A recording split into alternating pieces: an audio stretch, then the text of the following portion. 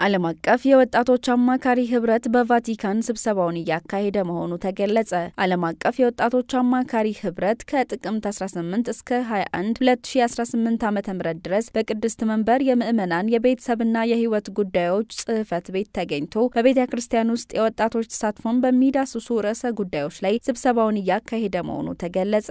ለአራት ተከታታይ ቀናት የሚካሄደው ዓለም አቀፍ የወጣቶች አማካሪ ህብረት የውይይት መድረክ በተለያዩ ርዕሰ ጉዳዮች ላይ የተወያየ መሆኑ የተገለጸ ሲሆን በተለይ የቤተክርስቲያኒቱ ተልእኮ ዋና ጉዳዮች ላይ የወጣቶችን አስተያየት ወደ ቅድስት መንበር ለማምጣት እንደሆነ ተገልጿል። ይህ ስብሰባ ባለፈው ዓመት ታህሳስ ወር ላይ ከተካሄደው የመጀመሪያው ስብሰባ የቀጠለ ሲሆን በወቅቱ የተሾሙትን የሁለተኛው የወጣቶች ቡድን አባላትን አንድ ላይ ያሰባሰበ እንደሆነ ተነግሯል። ለአራት ቀናት በሚቆየው በዚህ ስብሰባ ከሚነሱ ርዕሰ ጉዳዮች ውስጥ እንደ አውሮፓውያን አቆጣጠር በ2027 በሴኡል ለሚደረገው የዓለም ወጣቶች ቀን መደረግ ስላለባቸው ቅድመ ዝግጅቶች ጀምሮ በቤተሰብ አውድ ውስጥ በወጣቶች የወንጌል አገልግሎት ላይ ማሰላሰል፣ የወጣቶች አገልግሎትና የቤተሰብ አገልግሎት የሚገናኙበትን መንገዶች መፈለግና የድህረ ሲኖዶሱ ሐዋርያዊ ማሰባሰቢያ የሆነው የክርስቶስ ሕያውነት በዛሬው ማህበራዊ አውድ ውስጥ ያለው ጠቀሜታ በሚሉት ጉዳዮች ላይ እንደሚያተኩር ተገልጿል።